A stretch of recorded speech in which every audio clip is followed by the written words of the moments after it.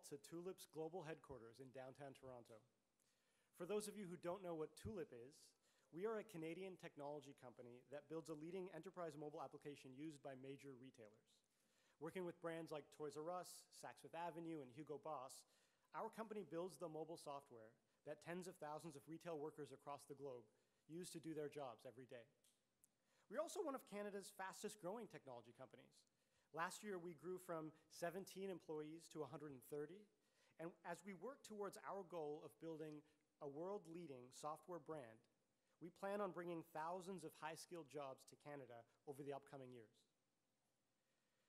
To achieve my goal of building a leading technology company in Canada, I can't underscore how important it is for the startup sector to continue to attract skilled workers from across the globe and to give them a home in Canada. A vision for attracting global skilled talent is what has made and what will continue to make Canada a leader in the next generation technology economy. But this story is personal to me because my mother's family came to Canada from Uganda as refugees in the 1970s. National leadership at that time saw my family as potential contributors to what makes this country great. When I look around at our staff, we can see that 40% of our company is currently staffed by Canadian citizens that were born outside of Canada. 60% of us are children of parents who are immigrants.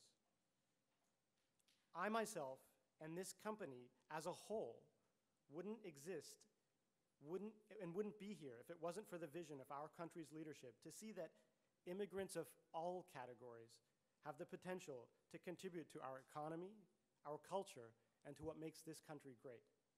And so, it is on that note that it is with great pleasure that I introduce the Honorable Minister of Immigration, Refugees, and Citizenship, Ahmed Hussen.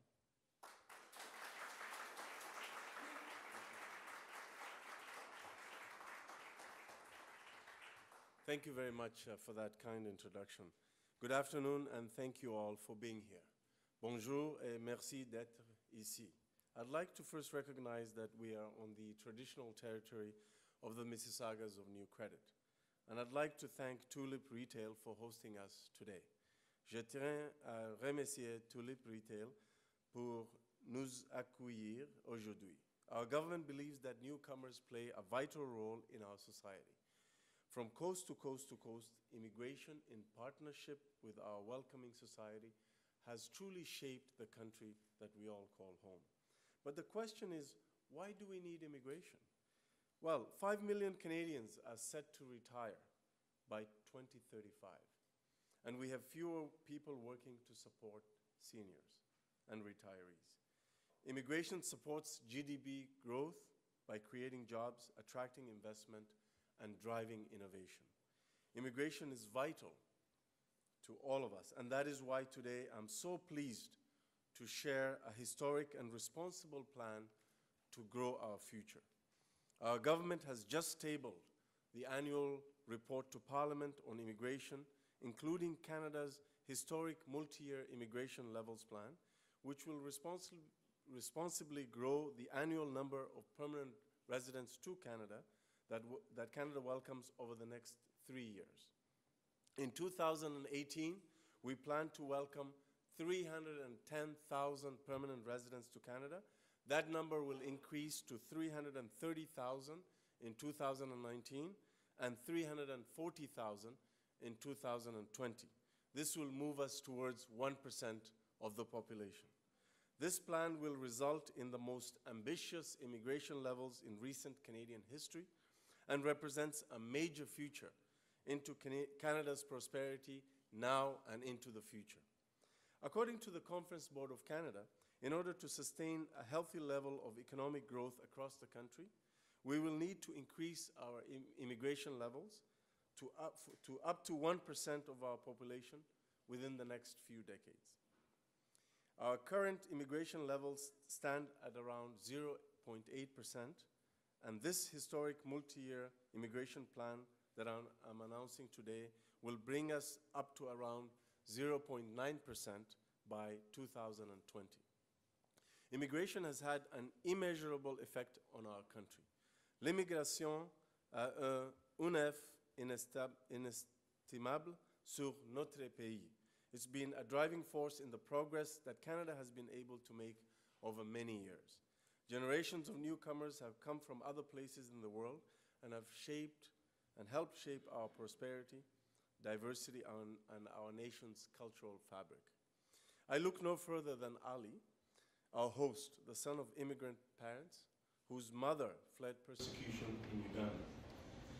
And his example, and the example of his parents, destroys the myth that newcomers and their families drain our resources and are a burden to our society. You can see very clearly that Ali and his parents have contributed so much to Canada by innovating, creating their own businesses, and hiring so many Canadians, thereby contributing to our common prosperity. And I'm proud that I was once one of those newcomers. At the same time, immigration is key to our future success. Au cours des dernières années, l'immigration a un rôle significatif au Canada. Des générations de nouveaux arrivants sont venus de 4 coins du globe, contribuant à notre prospérité, à notre diversité et à notre culture. J'ai moi-même été l'un de ces nouveaux arrivants et j'en suis très fier. L'immigration a été et sera un élément clé de notre succès ici au Canada. It strengthens our country and helps keep Canada globally competitive by spurring innovation and economic growth and supporting diverse and inclusive communities. It'll help us to ease the great challenges of the coming years, such as the slowing labor force growth and labor shortages linked to Canada's aging population. For example, in 1971, there were 6.6 people of working age for each senior. By 2012, that ratio of worker to retiree had dropped to 4.2 to 1. And projections put the ratio at 2 to 1 by 2036, less than 20 years from now. 5 million Canadians are set to retire by then, and in 2 decades, almost 100% of Canada's net annual population growth will be through immigration. It already accounts for 75% of that growth today.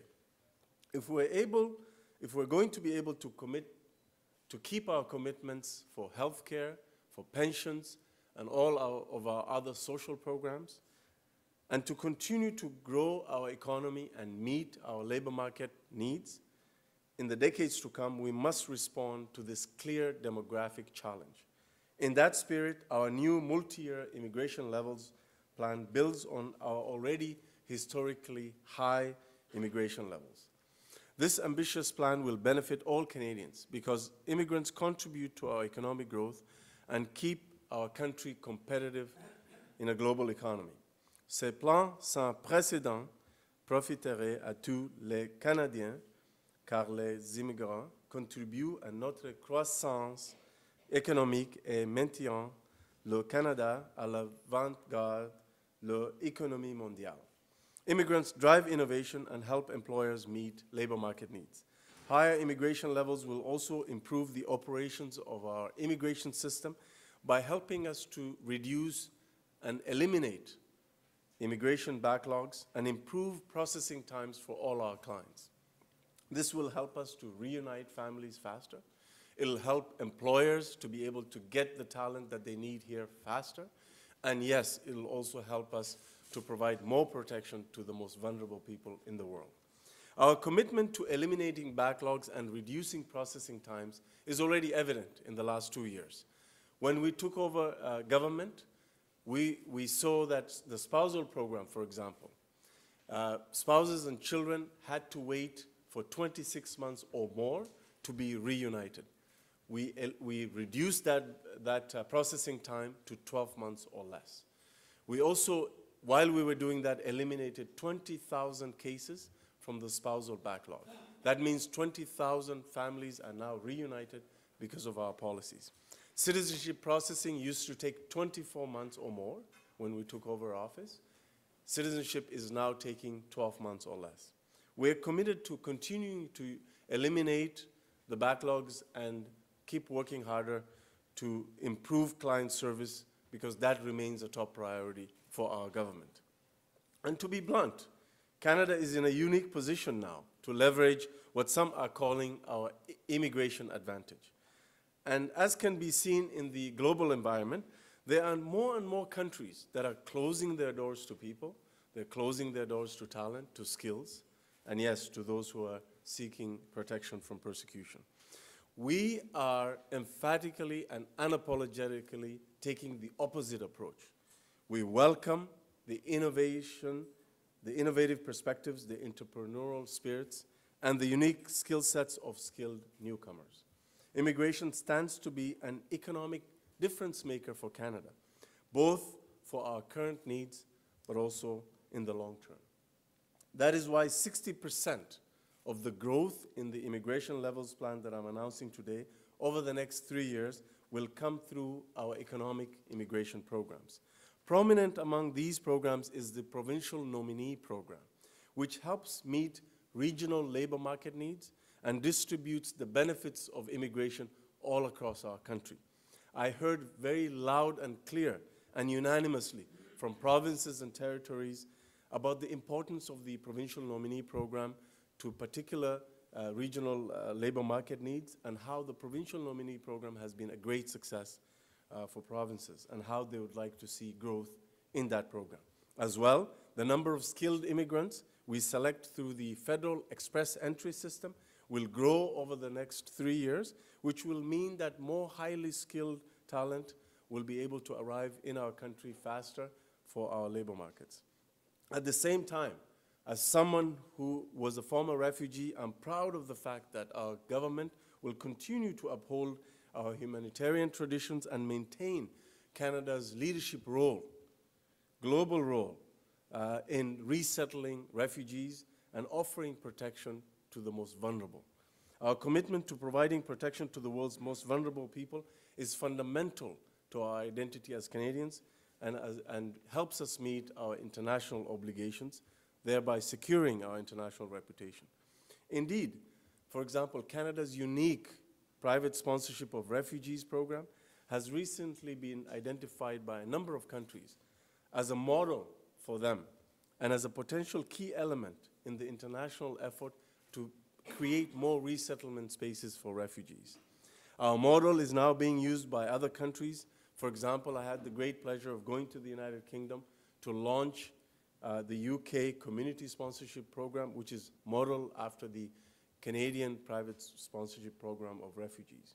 Other countries such as Argentina, Brazil, Chile, New Zealand, Ireland, Germany, and Australia are seriously considering this program.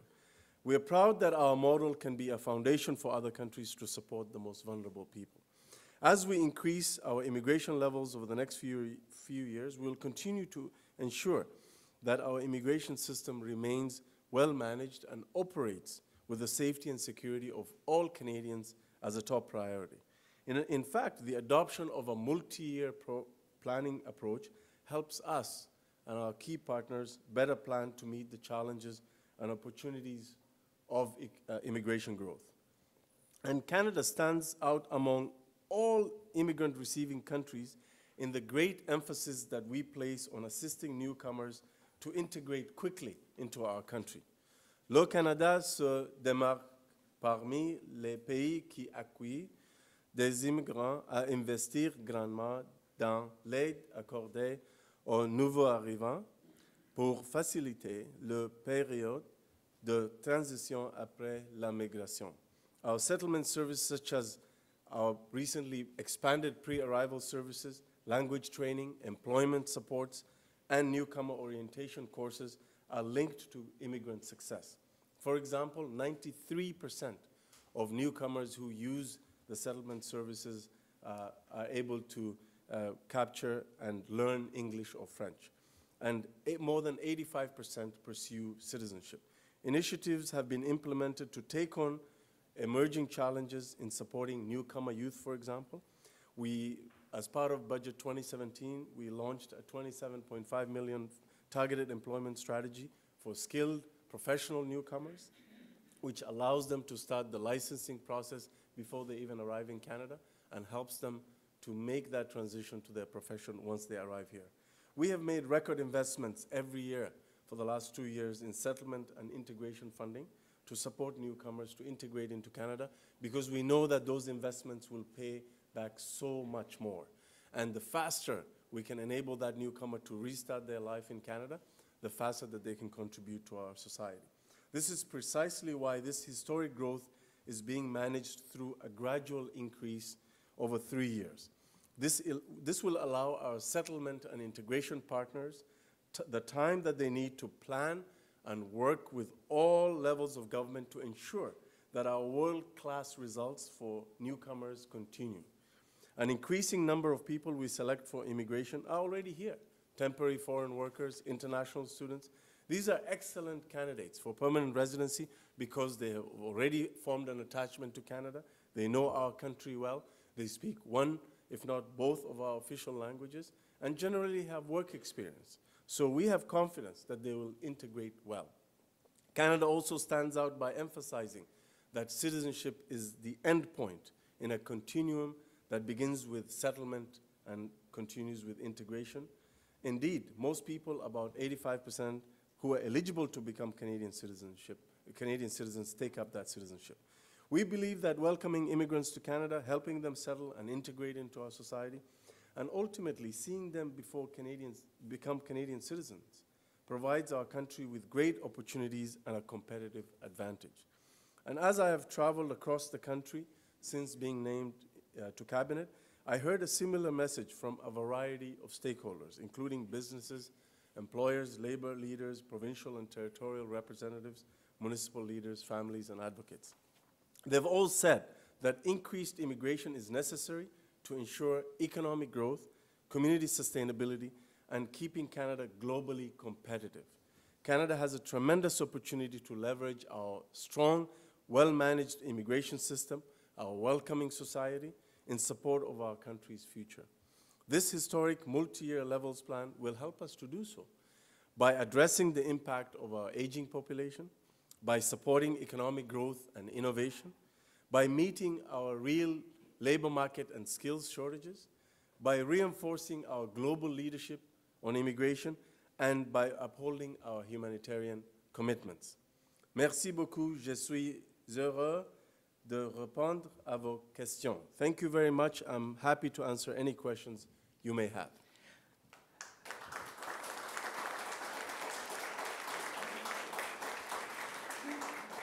Thank you, Minister. We will now begin our question and answer period. Please note that this question and answer period is for media only. As I bring the microphone to you, please indicate your media outlet, your name, and your question. The first question comes from CBC. Hi, Mr. Hussen. This question is about the targets. Why these numbers? While the numbers are higher, they are lower than what the government economic advisors have suggested that we need in terms of to offset our aging population and gaps in the workforce. Look, the numbers are historically high. When we came into government, the numbers were around 250 to 60. So even in the first year, we made a jump of 40,000 because of the Syria initiative, and then in 2017, we kept that high number of 300,000. So even at the current level, this is a historic number. But if you see the 3-year, multi-year plan that I'm announcing today, it is an increase. It's 10 over the first year, and then 20 over the second year, and then back to 10. That is a big increase. It shows that at arriving at these numbers, we listened very carefully to all stakeholders who told us they want to see an increase, but they also want to make sure that each and every newcomer that we bring to Canada, bringing a newcomer to Canada is half of the job. We have to make sure that people are able to be given the tools that they need to succeed once they get here. So we have to make sure that we have the absorptive capacity. We have to make sure that our partners on the ground with the settlement and integration processes that they engage in every day have the tools necessary, that they can plan ahead, that they can adjust to the numbers. And these are, not only did we consult Canadians on the numbers, we consulted them on the mix. And that's why you see the breakdown that you have in your hand. So I'm proud of this plan. I think this is the right plan for Canada, and I think it will ensure that we not only meet our domestic needs, but it'll keep us competitive globally and maintain our international reputation as a welcoming country. I can tell you that our immigration system on the permanent immigration side our success there has contributed to a perception by others that they should come to Canada to visit on a temporary basis. Our tourism numbers have gone up. Our international student numbers have dramatically increased. So our success on the permanent side contributes to the perception of leadership on the other side, which helps us welcome even more people to Canada, and that is good for all of us. Thank you, Minister. Our next question comes from TFO. Hello, Minister. My name is Etienne Fortin. I'm a journalist with TFO. So there's a big questions about French immigration, of course, in the French community. I read the report, and there's not much about this topic. There's targets, 5% of French immigrants in the coming years, and now we're very far from that. So how is this plan will answer these questions? Well, I would disagree with you. I think Francophone immigration is a big priority of our government, and it's not just a talking point. Look at our record. When we came in, we introduced a program called Mobilité Francophone, which exempts any employer in Canada who wants to hire a skilled Francophone immigrant, exempts them from the labor market impact assessment. So that's an incentive.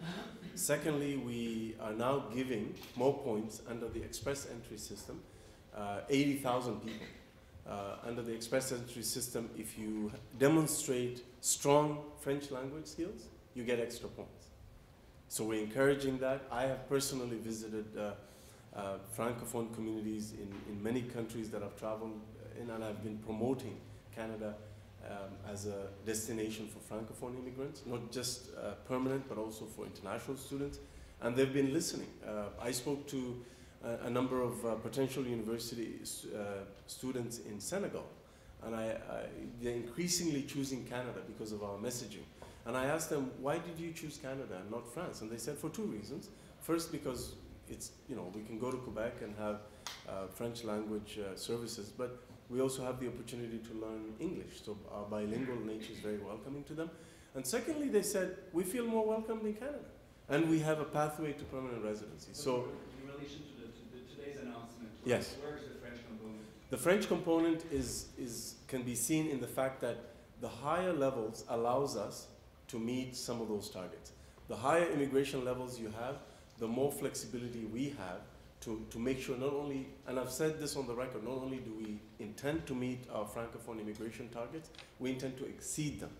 And I've been working very closely with my Parliamentary Secretary, Serge Cormier, to make sure that we continue to work with Francophone settlement services organizations.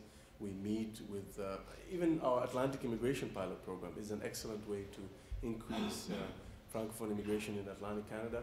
I've been working with provinces to make sure that even our express entry system gives access to information to provinces so that they can see the profile of the successful candidates and then invite successful Francophone immigrants through the express entry system to welcoming Francophone communities outside of Quebec.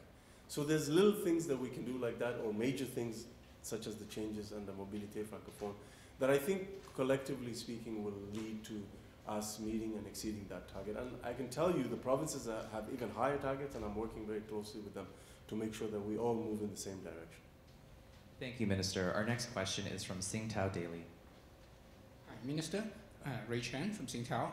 And is the number included, the number you just mentioned include refugee, or refugee is a separate category number? And the second follow-up question is that in these last 2 years, seem to be a lot of resources going to the refugee, and then some of the immigration settlement service and the newcomer is actually strained to get to their bone. So is there any extra help to them? Okay, so first of all, the numbers that I announced, so 2018 is 310,000 permanent residents who will be welcomed to Canada. And then in 2019, 330,000, and in 2020, 340,000. Those numbers do include the resettled refugees that we get to select from abroad and we resettle in Canada, including government resettled refugees and privately sponsored refugees. The second question is based on a fundamentally false promise that somehow we spend more money on refugees than on other immigrants. Nothing could be further from the truth, and the numbers are there. For example, this year we had 300,000, we're on track to have 300,000 landings. The vast majority of those people are on the economic class. That's where a lot of our money and our processing is going to. Yes, we do provide settlement and integration services to refugees, but we provide integration and settlement services to all newcomers. The ones on the family class, the ones on the economic class, who are the majority by far, and yes, on refugees as well. One thing I want to address as well, that again, this question is based on, fundamentally, because of our services, because of our settlement and integration services and the success as a country that we've had in terms of enabling people to get the tools to succeed, we find that over the long term, refugees, family class, and economic immigrants all make the same contributions to our economy. They create jobs. Ali's mother is an example. She fled persecution. She came to Canada as a refugee, but she opened a business with her husband and created jobs for Canadians. So refugees contribute to host communities, and the data shows that as well. Thank you, Minister. The next question comes from Epoch Times. Yes. Hello, Minister. I'm back here from Epoch Times. So may I know, when are we going to know the numbers for each categories? For example, parents and grandparents and refugees and private sponsors. So please provide. I have the numbers right here. Which one would you like to know? Well, I can tell you. How about spousal sponsorship? Okay, let's look at spousal. For next year, we are looking at a range of, so next year our target for spousal sponsorships is 66,000. That is up from our target this year of 64,000. But we're meeting the standard. We've eliminated the backlog. The vast majority of spousal applications are being met under 12 months. So that program is working really, really well. And in fact, the lessons we learned from eliminating 20,000 cases from the backlog and improving the processing times, we're taking those lessons from the spousal program and applying it to other backlogs that exist in the system, like the caregiver program. Thank you, Minister. The next question is from the European Club of Canada. Mara Golden. I have a question. If the immigrants 300,000 is coming, so which are the favorite destinations for them to come to Toronto or to other provinces? Do you have any plans to distribute? The distribution, really, look, it depends on the stream in which they come through. For example, provincial nominee program, successful immigrants come to the particular province that nominated them. The Atlantic Immigration Pilot Program, they all go to Atlantic Canada because of the nature of the program. But once someone becomes a permanent resident, they have the mobility, they have the freedom to move around and settle anywhere in Canada. We've been encouraging more and more immigration to remote and smaller and mid-sized communities to make sure that the benefits of immigration can be felt all across Canada. And the provincial nominee program is a great example of that. But even more fundamentally, if you look at the Atlantic Immigration Pilot Program, it's a very innovative program. It's the first program in Canadian immigration history where the employer is involved in the settlement of not only the skilled immigrant, but their family. And the reason for that is, unlike Toronto, Montreal, Vancouver, Alberta, Ontario, Atlantic Canada has challenges with the retention of skilled immigrants. Their retention rate is about 60%, whereas in Ontario and Alberta it's over 90%. So the problem in Atlantic Canada isn't so much the attraction of skilled immigrants, it's keeping them.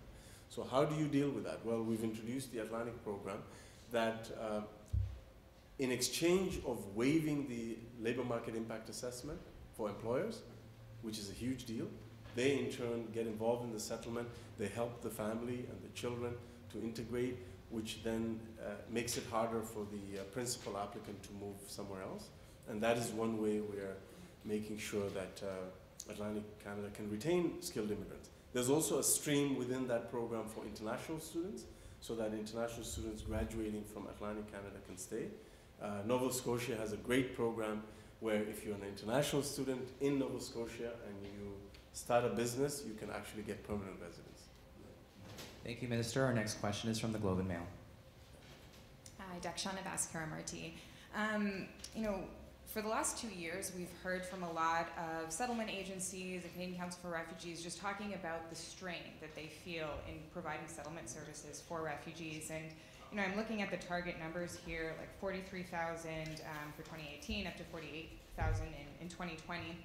What are the specific commitments that are being made on the programming side to ensure settlement is? Good question. First of all, the strain that you speak of predated, so it was as soon as we got into power and we increased the numbers, yes, there was some adjustments, and that's actually what you're referring to. I don't hear those strains or complaints about the lack of resources to service the numbers recently. That hasn't been my experience for this year, as I've traveled to virtually every community in Canada.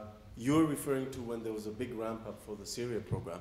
And even there, we heard loud and clear the strain, and we met that request with extra funding. And it was targeted funding, for example, to address shortages in language training spaces for Syrian refugees, eliminating or dramatically reducing language wait times in BC, for example. That was one pressure point.